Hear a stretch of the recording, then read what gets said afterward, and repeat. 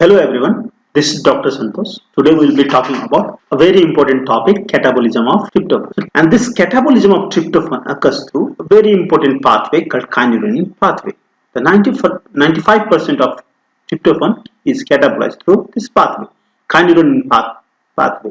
So through this pathway will answer very important questions, and that is why this pathway is very important. We will answer three important questions. First question is that how does this pathway from tryptophan produce glucose and ketone body? Second question we'll talk about is how does this tryptophan convert into NAD? Remember, this NAD is a coenzyme of niacin. So synthesis of niacin occurs from tryptophan. How does this niacin is synthesized from tryptophan? Actually, niacin analog compound formed here is quinolinic acid, and we will talk about the quinolinic acid, and quinolinic acid will convert into NAD. So we will talk about how this tryptophan converts into NAD, that is niacin synthesis. Vitamin B3 synthesis. We will talk about vitamin B3 synthesis. Third question, this kynurenine pathway is very important for pathogenesis of neurological disease. So we will answer the question, how does this pathway important for neurological pathogenesis of neurological diseases? Neurological diseases such as depression, schizophrenia, multiple sclerosis and other diseases. So here we will talk little bit about depression. Why does this pathway is related to depression?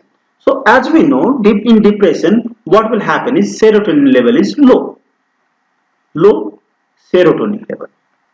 So in order to understand this, we will have to understand one thing, that tryptophan in our body is required for synthesis of two things. One is NAD and other is serotonin. So serotonin is synthesized through this 5-hydroxytryptamine pathway. Serotonin and melatonin is synthesized from this pathway. And this kynurenine pathway is very important for synthesis of glucose ketone bodies, and this NAD and synthesis of this quinolinic acid. And quinolinic acid is very important compound for pathogenesis of neurological diseases. Now let's focus on this serotonin and NAD. So through kynurenine pathway, what happens is NAD is synthesized. Through 5-hydroxytryptamine, serotonin is synthesized. What happens in normal health?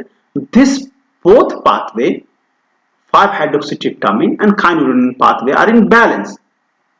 They are in balance. But what will happen in certain conditions such as carcinoid syndrome? What will happen is serotonin synthesis increases. Therefore, the balance will be tilted this side. And if balance tilts this side, there will be less synthesis of NAD in condition like carcinoid syndrome. There will be less synthesis of NAD. As a result, there will be pellagra-like presentation in such condition. But in opposite case, in depression, what will happen is this pathway increases. The pathway, this kynurenine pathway, catabolism of tryptophan increases. And because of this, what will happen is all this compound will be synthesized in higher quantity. And because of that, what will happen is the serotonin synthesis will be low and this compound synthesis will be high. Quinine, other compounds, this kynurenine pathway will be very activated. And therefore, because of lack of serotonin, the pathogenesis of depression is related. Now, after we have talked about depression, so we will talk in more detail about the kynurenine pathways there. Now, before going to that, let's talk about where does this tryptophan join Krebs cycle for synthesis of glucose. So this is the picture showing the Krebs cycle and the amino acid joining the Krebs cycle. So remember, this whole pathway of amino acid catabolism that occur during prolonged fasting condition. And as we know, the gluconeogenesis also occur during prolonged fasting condition. In other words, this catabolism of amino acids occur to feed gluconeogenesis during prolonged fasting condition. We are looking at these amino acids.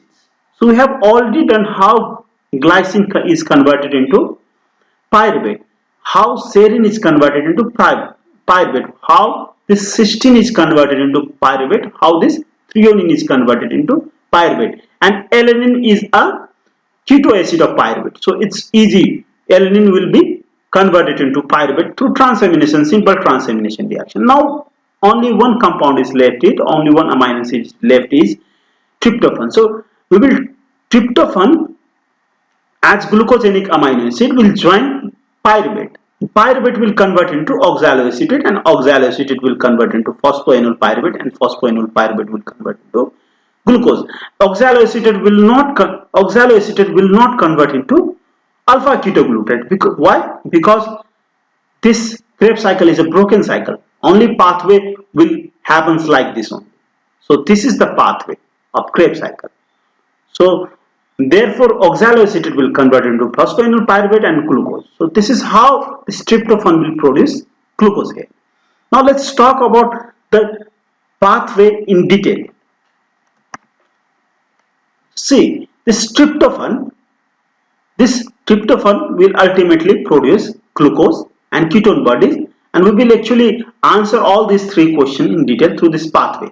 So actually this tryptophan metabolism, if we talk about this tryptophan catabolism, there are 6 important steps of tryptophan catabolism. So 6 steps, we will divide these all steps into a 2-plate step. First 2, second 2 and third 2 we have in next slide. So what happens, it's easy. If you remember the path, if you want to remember the pathway, if you want to understand the pathway, just understand this parent molecule. If you understand the molecular structure of this tryptophan, it's easy to understand the parent molecule tryptophan, because tryptophan has this unique type of aromatic ring. This benzene ring with benzene ring fused ring is called pyrrole ring. So benzene and pyrrole fused together, this ring is called indole ring. And this indole ring is linked with an alanine amino acid. So this is tryptophan. Now what will happen? The first reaction itself is a dioxygenase reaction. I call this reaction boom, then release. So 3 doublet of boom and release. Oxidation plus release. Oxidation, here also you can see the oxidation occurs here, hydroxylation. At this position hydroxylation occurs, and then after hydroxylation again release. So let me talk each step. So first step, you can see the boom step or oxidation step. What will happen is, this is very peculiar type of enzyme called dioxygenase. This dioxygenase enzymes you can see very particular to aromatic amino acid, tryptophan and phenylalanine and tyrosine. So this dioxygenase, what does it do? It adds oxygen molecule. It adds oxygen molecule and breaks the bond. So these molecules are iron containing molecules, enzymes. So iron means iron in the form of Heme. These are Heme containing enzymes, and they insert this oxygen molecule into the ring. Here this oxygen is inserted into this pyrrole ring. This is second position of pyrrole ring, and this is third carbon of pyrrole ring. So bond between this double bond is attacked.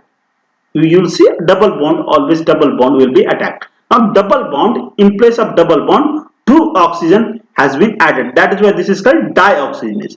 And remaining structure, if you can see, they are similar. 2 carbon here, 2 carbon here, and all are similar. So boom, that is why I call it boom reaction. First ring is broken, that is why boom reaction.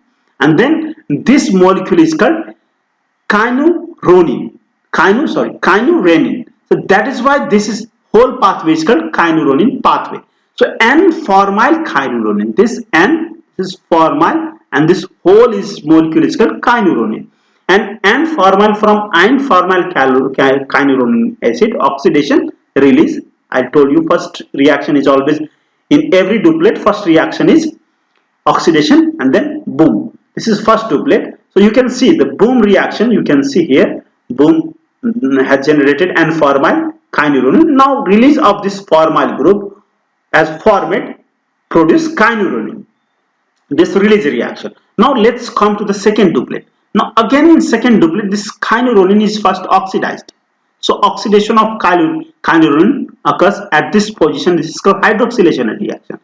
After hydroxylation, and this enzyme does not have iron. This enzyme has got NADPS. This enzyme quinolinic hydroxylase utilize NADPS, and it also has FAD. So vitamin B2, it utilizes vitamin B2 in the form of FAD. It utilizes vitamin B3 in the form of NAD, and this is how it will hydroxylate this reaction, this compound quinolinic. So after hydroxylation, what compound formed is quinolinic hydroxyquinolinic. This compound is called hydroxyquinolinic. So first boom release, again reaction is boom. So again then next reaction will be released. Now this compound is released here. This compound is released here, alanine. So alanine release will produce the compound. This is called hydroxyanthranoline. This is called hydroxyanthranoic acid. Hydroxyanthranoic acid. The anthranoic acid is the compound which has benzene ring and it has got amino group adjacent carboxy group. This is called anthranoic, and because it has got hydroxy, that is why hydroxyanthranoic acid. So we have to first duplet, so oxidation and then release format. Second also you have seen oxidation, then after oxidation releases alanine, amino acid alanine, and this alanine will convert into pyruvate, and pyruvate will convert into oxaloacetate into phosphoenol pyruvate, and this phosphoenol pyruvate will ultimately convert into phosphoenol pyruvate glucose. Now you can see the second pathway. I have also shown the second pathway, 5-hydroxytryptamine pathway. Through this pathway serotonin and melatonin is formed. When this pathway is very active, this pathway, there will be less synthesis of serotonin. When this pathway is very active, there will be less catabolism of tryptophan. Now here in this pathway, this first reaction is the rate limiting. This reaction, first reaction, the enzyme catalyzed by this first reaction is tryptophan dehydrogenase, and this enzyme can be induced by various inflammatory mediators or cytokines. It can be activated by interleukin-1, tumor necrosis factor, TNF alpha, interferon gamma, INF gamma. So this all molecule can activate this, and similar enzymes that are present in lymphocytes will also be activated by this. Ultimately what will happen if there is high amount of immune activity inside brain? So what will happen is there will be increased catabolism of tryptophan through this pathway will happen, because these enzymes, tryptophan dehydrogenases and very similar enzyme indolamine dehydrogenases are there. Those enzymes will be induced. Very high amount of enzyme will produce very high amount of catabolites. We will talk about what is the effect of catabolites. Now we have already talked about two pathways. First step, first duplet and second duplet. First duplet boom, release, again boom here, oxidation, then release of. Now third duplet also similar type of reaction, boom and release will be there. So this second triplet, third triplet, or you may say this fifth step. This is the fifth step. Two duplet has four steps. This is fifth step. So in fifth step, this reaction, this enzyme is very similar to the enzyme of first step, that is dioxygenase. This is also a